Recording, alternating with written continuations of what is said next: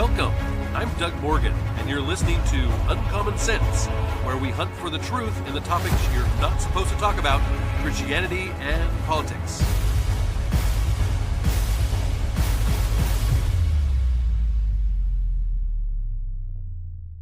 Hey, it's Friday, and that means it's FOMO Friday. Yes, we love to dispense of your fear of missing out because you're not listening to propaganda media anymore and you want to know what's going on around you, both here in this country and around the world. And we have stories for you this week. And in fact, this very first one comes from the Daily Wire and a series of articles there. In fact, it's talking about the U.S. Supreme Court, which kind of, to be honest with you, it dominated the news cycle this week. The SCOTUS definitely came out with some big hitting decisions. First one, the U.S. Supreme Court on Tuesday permanently blocked President Donald Trump's executive order seeking to restrict birthright citizenship, dealing a significant blow to his immigration agenda and preventing a sweeping overhaul of who qualifies for U.S. citizenship. In a landmark 5-4 ruling authored by Chief Justice John Roberts, the Supreme Court held that children born in the United States to parents unlawfully or temporarily present are subject to the jurisdiction of the United States and are citizens at birth under the 14th Amendment Citizenship Clause. Quote, citizenship then and now was the right to have rights, to freely participate in our political community. The framers of the 14th Amendment extended that promise to every free-born person in this land, is what Roberts wrote.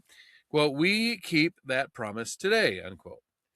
Well, Justice Brett Kavanaugh, he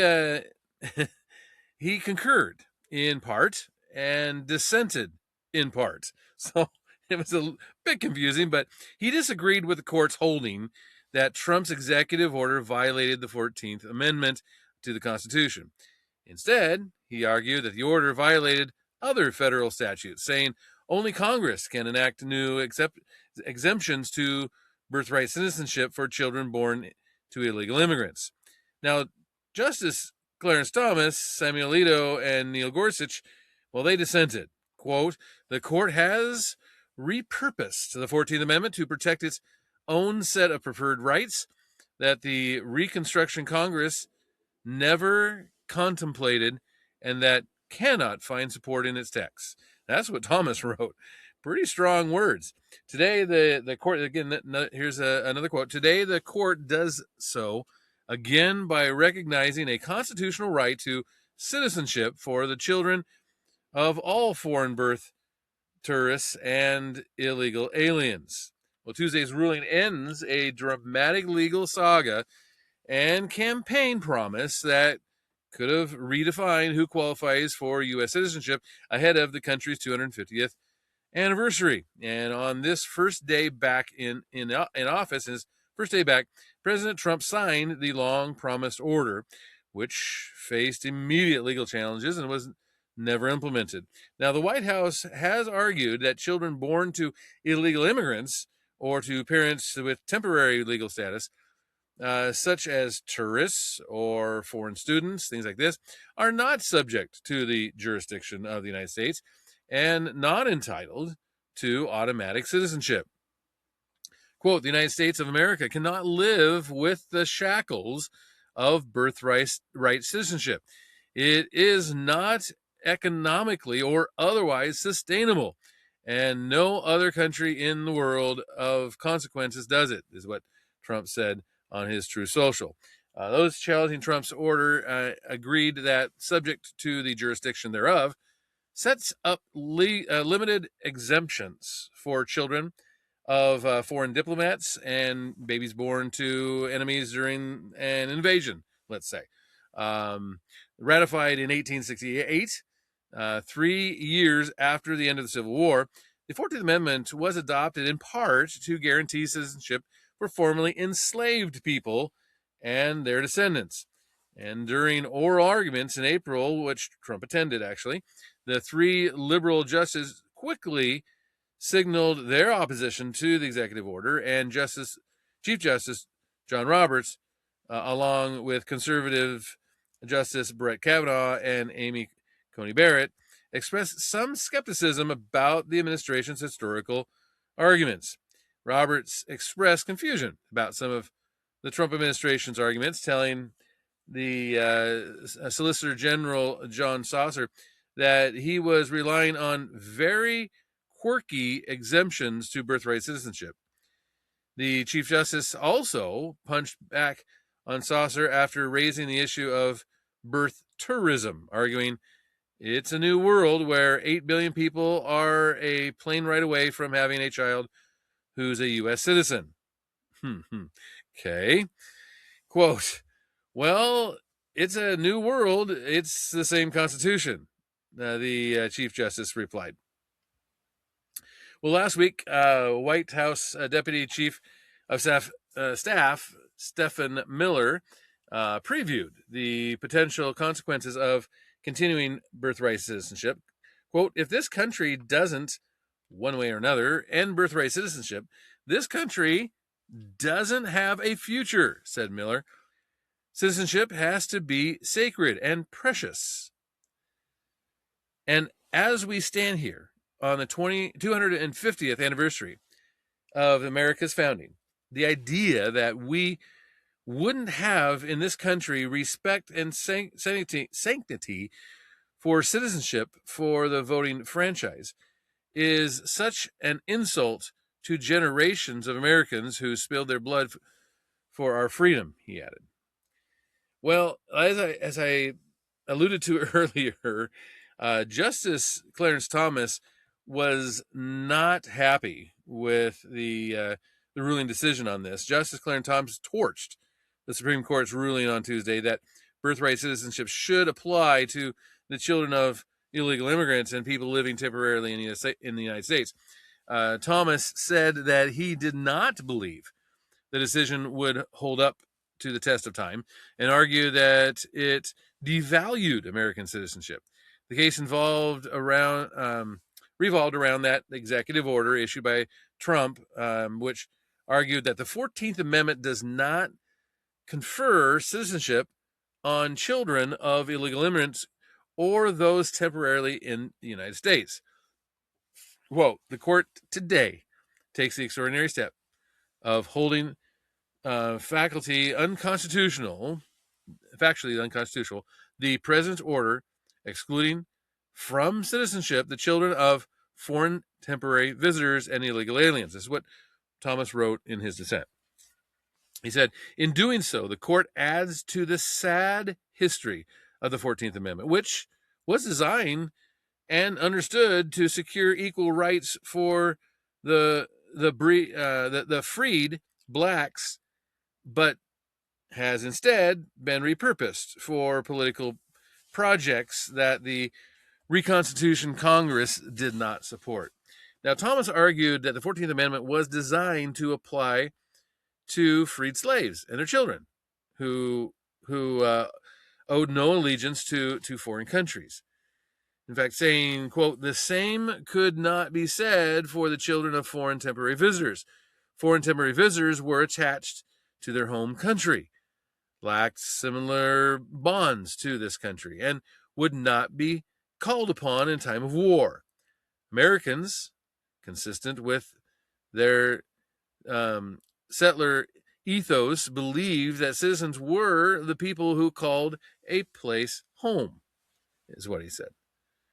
He also said, I am not sure that today's opinion will stand the test of time. The citizenship clause added greatly to the dignity and glory of American citizenship. Today's opinion devalues that citizenship. Now, in a separate dissent, Justice Samuel Alito said he thought the court made a serious mistake. Quote, as interpreted by the court today, the 14th Amendment confers citizenship on virtually everyone who happens to be born in this country, including the children of birth tourists. Yeah, that's a whole industry, by the way, but let me continue. Women who come here solely for the purpose of giving birth to a child and then promptly returning home. This is what Alito wrote. He said, careful analysis of the text of the 14th Amendment and the process that led to its adoption shows that it does not degrade the concept of United States citizenship in this way. Instead, the 14th Amendment confers citizenship on only those children who, at birth, owe allegiance solely to this country.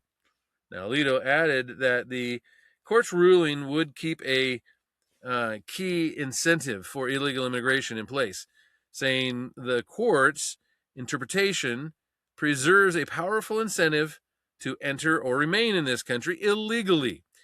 Immigrants naturally prefer affluent countries where economic opportunities are available, he said. Other than Canada, the United States will be the only affluent nation where birth alone is enough to establish citizenship. Justice Neil Gorsuch concurred with Thomas and added his own dissenting opinion as well. So yeah, that was a big one, and I don't know if it's going to stand, as he put it, stand the test of time. It's not the end of birthright citizenship and the debate over that. In fact, it's probably just the beginning, to be honest with you, because I think what you're going to see Congress and the executive branch doing some work on this to enforce immigration laws. Like for instance, if you come here on a work visa and you overstay your welcome, and you're going to be asked to leave the country right away, which right now they don't follow up on that at all. So I think there's going to be some changes, but it's just not going to be through the courts. Well, SCOTUS actually had another ruling on Tuesday, and it had to do with women's sports. This one, I think, a better ruling. The first one, I think was just wrong, but this one, I think they got right. The United States Supreme Court on Tuesday ruled that states have the constitutional power to ban men from women's sports, dealing another blow to the transgender movement. Now, in a ruling authorized by Justice Brett Kavanaugh and joined by the other conservative justices, the Supreme Court held that Title IX allows schools to determine eligibility for women's and girls' sports teams based on biological sex. Now, liberal justices Sonia Sotomayor, Alina Kagan, and Kenji Brown Jackson, they agreed with parts of the majority opinion and dissented on other parts. Quote, they may determine eligibility for women's and girls' sports based on biological sex, Justice Kavanaugh wrote. He says the Constitution and Title IX do not require an overhaul of women's and girls' sports throughout America, unquote. Now, the landmark decisions actually centered on laws passed by Idaho and West Virginia, restricting transgender athletes from competing in female athletics. More than half the country has enacted similar laws to protect female sports and locker rooms. The justices upheld those bans and left for another day the question on whether or not Title IX requires states to prohibit transgender athletes from competing against women. Tuesday's ruling is also a win for the Trump administration, which issued an executive order in February of last year directing the federal government to strip funding from schools that allow transgender students to compete in females athletics, calling the practice, quote, demeaning, unfair, and dangerous to women and girls, unquote. It's a crushing blow for transgender athletes and liberal activists, of course, who chose to take the fight to the Supreme Court, arguing that Idaho and West Virginia's policies discriminated based on sex and gender status. Now, in January, the justices heard two different sets of oral arguments in the cases of West Virginia v.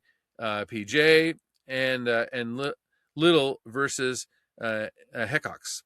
Idaho's 2020 law, known as the Fairness in Women's Sports Act, was the first of its kind in the country, according to SCOTUS blog. It bans transgender students from competing on girls and women's sports teams from elementary all the way through college, believe it or not. Now, the West Virginia law, the Save Women's Sports Act, was enacted a year later in 2021. It bars transgender individuals from competing on women's and girls' sports teams in public secondary schools and colleges. And ahead of oral arguments, Republican officials and prominent female athletes like Riley Gaines and people like that, well, they held a press conference saying that the Supreme Court case would have far-reaching consequences for women's privacy and safety. Quote, the reason that we are here is because Idaho and West Virginia passed common sense laws that delineate the athletic playing fields in our states between the sexes. This is what West Virginia Attorney General John McCuskey said.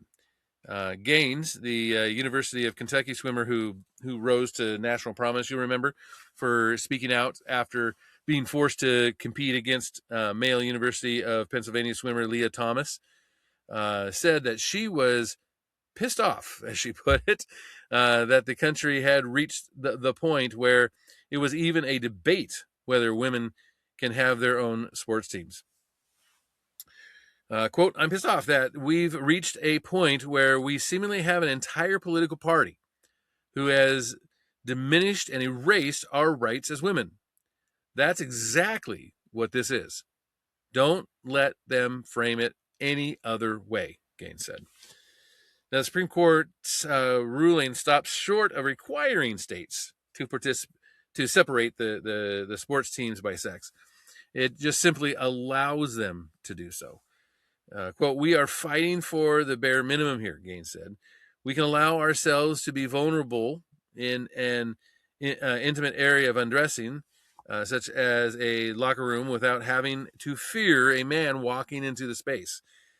Can we do these things?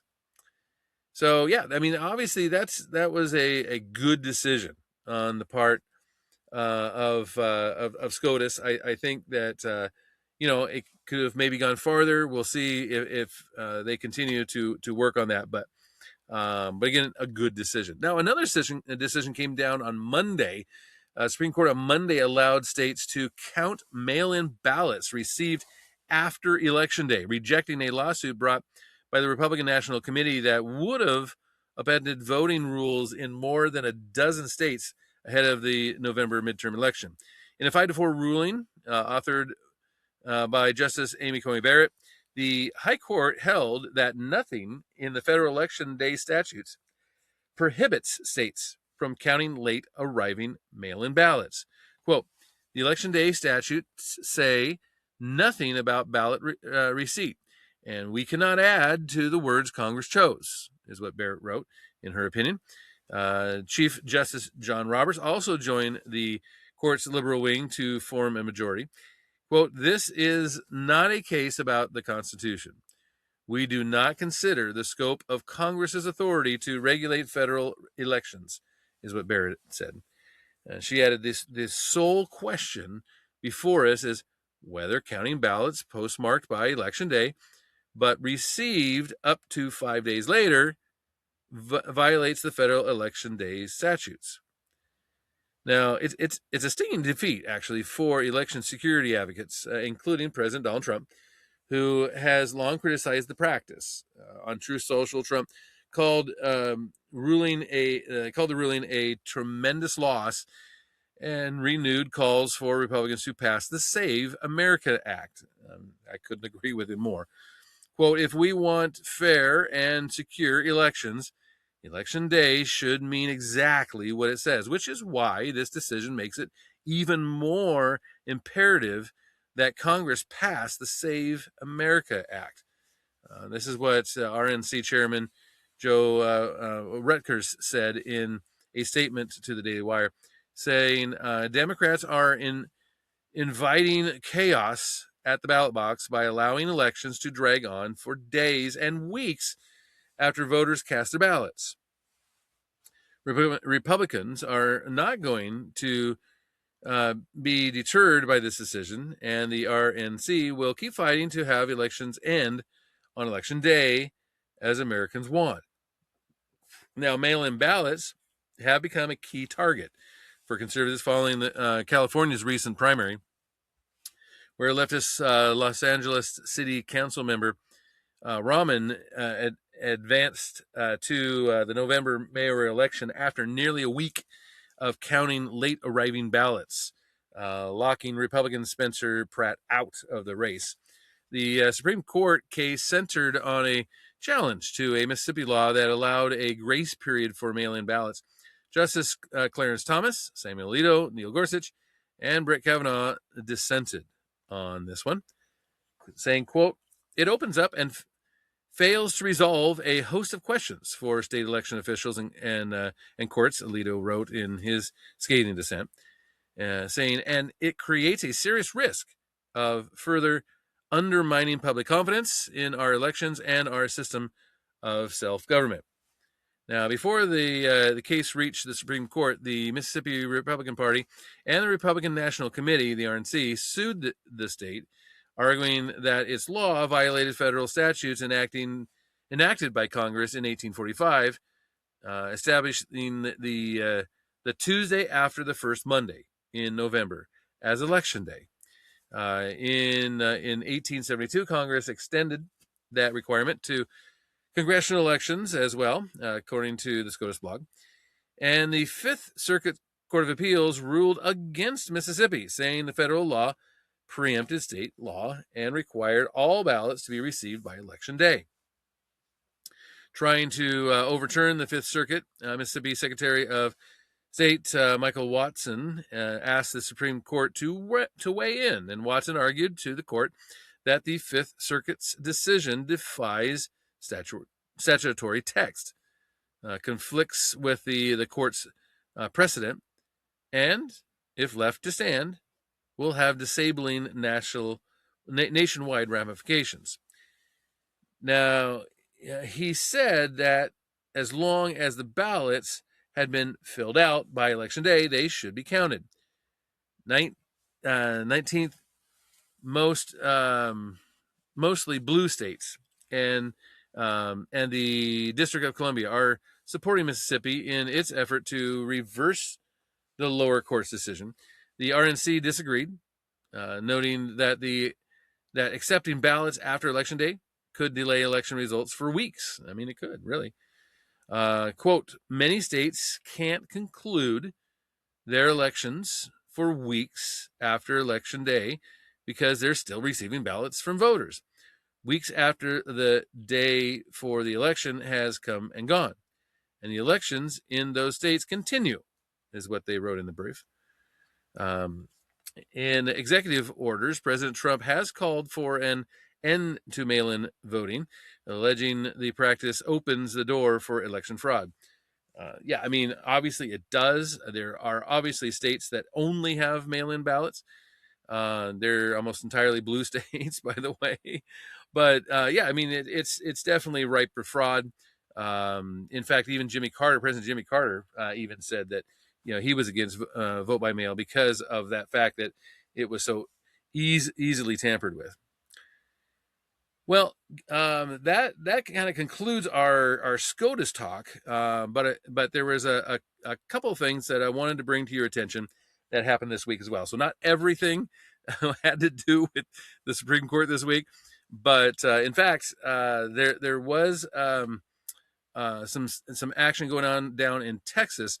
Aaron Kinsley, he is chairman of the Texas State Board of Education. And of course, America turns. This is an opinion piece he wrote on what happened. He says America turns 250 this week. There will be parades, fireworks, speeches, and celebrations from El Paso to Beaumont. It will be a moment of national reflection, unlike any in our lifetime. But amid the celebration, we should ask a simple question: do our students understand the history, principles, and sacrifices that made 250 years of American freedom possible? As Texans, we believe that question matters. That is why our State Board of Education has spent several years undertaking the most significant revision of our social studies standards in more than a decade. Over that time, teachers played a large role in developing these standards that in the previous four revision cycles combined. This week, that effort culminated in the board's final approval of the new K-8 social studies standards. The work of educating the next generation is never finished, but this marks a major step forward in ensuring Texas students leave our classrooms with a deeper understanding of history, principles, and responsibilities that sustain a free society. And what he's talking about, I just want to interject here, what he's talking about here in his opinion piece here is that Texas is allowing the Bible to be used in the classroom as a history text. So kind of a little bit controversial, and you'd be surprised, kind of controversial on kind of both sides of the aisle.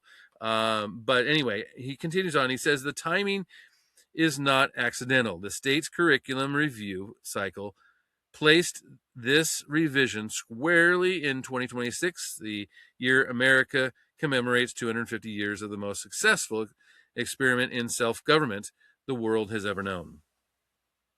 I don't believe in coincidences. I believe in obligations, he says, and duty. This was the mission we were called to complete, finishing this work for this generation in this historical year. The New Texas Essential Knowledge and Skills, or TEX, for social studies tracked the arc of civilization from which our republic emerged. The republics of Athens and Rome, the moral framework of the Old and New Testaments, the Magna Carta, the Enlightenment, and ultimately the Declaration of Independence and the U.S. Constitution. The enacting foundations of the American heritage Texans hold dear. Students will understand not just what happened in American history, but why it matters and what tradition of thought and courage made it possible. Well, Serco wrote that that quote, to be ignorant of what occurred before you were born is to remain always a child, unquote. These standards reject that ignorance, and they root students not just in American history, but in the civilization that made America possible. So the next generation can carry it forward with open eyes. To reinforce this content, the board is pairing the new social studies standards with a comprehensive first in the nation K-12 literary list that includes both classic works and biblically related texts. The Bible has furnished the English language and Western mind with phrases, analogies, and images for centuries. Our legal vocabulary reflects this inheritance. Good Samaritan laws, for example. Covenant agreements is another. The right of sanctuary, the language of justice and mercy woven through our founding documents to teach Western civilization without text that the text that shaped it would be an act of willfully ignorance and neutrality. Now, George Washington, in his farewell address, called religion and morality indispensable supports of political prosperity, describing them as essential habits of a self-governing people. John Adams put it plainly, saying, our Constitution was made only for a moral and religious people. Yeah, I like that. It was wholly inadequate to the government of any other. So the founders did not shy away from this reality. Neither should we. He goes on and he really covers some good ground there. If you want to finish his whole piece, opinion piece, you can do that on the Daily Wire. But I wanted to get to one last thing that happened this week, and it's really funny. I really like this, and it's about Mexican authorities. They are searching for a mystery a mystery vigilante dubbed the Batman of Lagos de Moreno, after several suspected motorcycle thieves were found bound to lamp posts. Yeah. Yeah, the Jalisco State Security Secretary Juan Pablo Hernandez said police discovered 5 men duct taped to lamp posts. This is what the Sun reported. Some were gagged or showed signs of being beaten. Several had pink signs placed above their heads, detailing their alleged crimes. And while others had mustaches and cat ears or things like that, or the Spanish word thief scribbled on them with marker. In some cases, stolen motorcycles were left beside them, so the motorcycles they stole were there right next to them as they were bound to the lampposts. So anyway, police are trying to find this Mexican Batman. And I think he's gaining a lot of support for what he's doing. And motorcycle theft is down. So he might be definitely having an effect on that. So we'll keep our eye on that as well. I'd love to hear what you think of it. Of course, you can always do that at uncommonsensepodcast.com. Please go to our YouTube page, click and like there, and thank you for listening. This podcast is a production of Morganite Communications.